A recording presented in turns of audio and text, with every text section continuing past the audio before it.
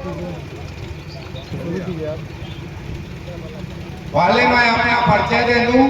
मेरा नाम है राधा रमन और बबलू से। मैं औराई विधानसभा भदई पंचायत भदई मेरा ग्राम है। पहले तो आप लोग ये जान जाएं कि हम यहाँ बिहार बदलाव सभा कर रहे हैं। ये एक पार्टी है जन सुराज। ये जन सुराज का मतलब क्या है? जन सुराज, जन मीन्स जनता और सुराज मीन्स सुंदर राज। ये जनता का सुंदर राज। आज तक इस बिहार में, इस भारत में जितने भी पार्टी बने, उस हर एक पार्टी का कोई न कोई एक लीडर होता है। जैसे भाजपा की पार्टी बनी तो उसका एक लीडर अभी है नरेंद्र मोदी। जनता दल यू अगर पार्टी है तो उसके लीडर है नीतीश कुमार। अगर राजद की पार्टी है तो उसके लीडर है लालू प्रसाद यादव। उसी तरह बहुत सारे पार्टियां हैं, हर एक पार्टी की कोई न कोई एक लीडर है। ये है जन सुराज। इसका कोई लीडर नहीं है। इसका लीडर कौन है? तो जनता। ये पार्टी जो है इसका मालिक है, ये जनता की पार्टी है। इसका कोई लीडर नहीं है। हमारे प्रशांत किशोर जी कहते हैं कि हम इसके सूत्रधार हैं। इसका लीडर जो है वो जनता है। जनता ही डिसीजन करेगा कि हमारा यहाँ से जन सुराज का प्रत्याशी कौन होगा, जहाँ मुख्यमंत्री कौन बनेगा। ये पार्टी जनता की पार्टी है। हमारे जो नेता हैं प्रशांत किशोर जी, इससे पहले 2012 में मोदी जी को प्रधानमंत्री बनाए, केजरीवाल को मुख्यमंत्री बनाए, ममता बनर्जी को मुख्यमंत्री बनाए, नीतीश कुमार को भी मुख्यमंत्री बनाए। इस बार वो चाहते हैं कि बिहार में जनता की पार्टी का सरकार स्थापित हो। बस उनका एक ही उद्देश्य है कि ये यहाँ जनता की सरकार हो और जनता जो चाहे वो हो। अभी तक बहुत सारे नेता हुए, हमारे चाचा बाबा इस जगह बैठे हुए हैं, वो लोग भी इस चीज को कहेंगे जो हाँ ठीक कहते हैं। अभी तक जितने भी नेता आए कोई भी जनता का बात नहीं किया। वो एक महात्मा गांधी किए थे और नहीं तो दूसरा महात्मा गांधी हमारा नेता प्रशांत किशोर जी बनकर आए हैं जो जनता की हित की बात कर रहे हैं। नहीं तो अभी तक जितने भी नेता आते थे वो अपने बेटा और अपने पोता और अपने घर के लिए समझते थे। जनता के हक में किसी ने नहीं सोचा।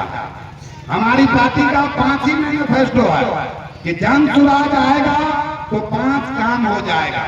पुल बने न बने, नाला बने न बने, रोड बने न बने, ये 5 काम जो है वो निश्चित ही होगा।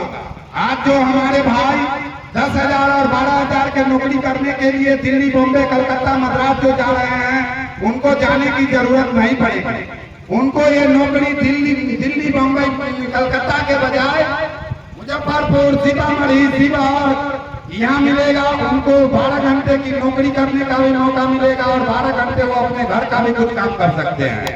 इससे थोड़ी कमाई होगा, थोड़ी विकास होगा। दूसरा चीज उनका कहना है कि शिक्षा। जब तक बिहार में शिक्षा नहीं होगा तब तक किसी भी कीमत में विकास नहीं होगा। आज आप लोग देख रहे होंगे कि जो शिक्षित परिवार है वो कहां से कहां चला गया। जो अशिक्षित है, गरीब है, अशिक्षित है, वो दिन रात कहां से कहां धंसते जा रहे हैं। इसलिए ये शिक्षा पहले जरूरी है। अभी के समय में जो पैसे वाले हैं वो अपने लड़के को कॉन्वेंट में, अच्छे स्कूल में, नवोदय में, नेत्रहाट में पढ़ा रहे हैं, लेकिन जो गरीब के बच्चे हैं वो नहीं पढ़ पा रहे हैं।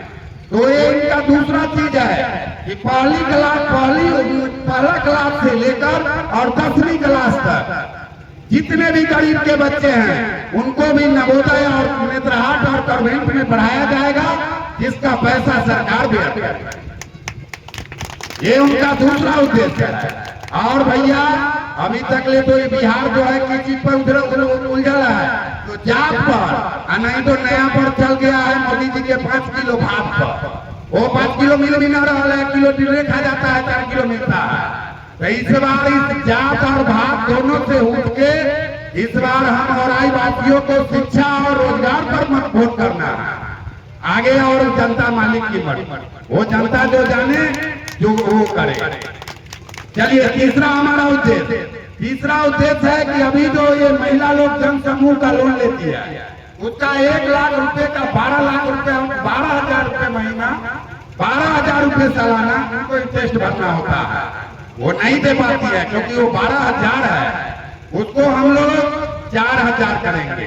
1 लाख रुपए जो लोन देंगे जनसमूह लोन, उसका मात्र 4,000 रुपया सालाना इंटरेस्ट लेंगे।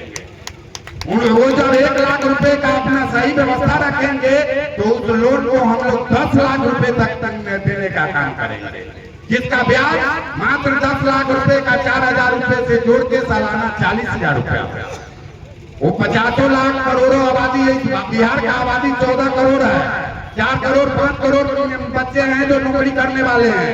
इतना नौकरी संभव नहीं है, इसलिए ये रुपया दिया जाएगा स्वरोजगार करने के लिए कि इससे आप छोटे छोटे रोजगार करें, जैसे थाली बनाने का काम, गिलास बनाने का काम, छोटा कप बनाने का काम, सत्तू की फैक्ट्री बैठाने का काम।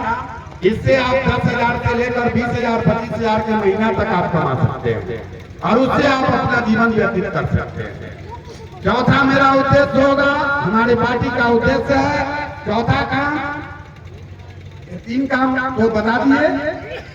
पहला पलायन बंद, दूसरा शिक्षा, तीसरा जो जनसमूह का लोन है वो 4,000 रुपए करेगा।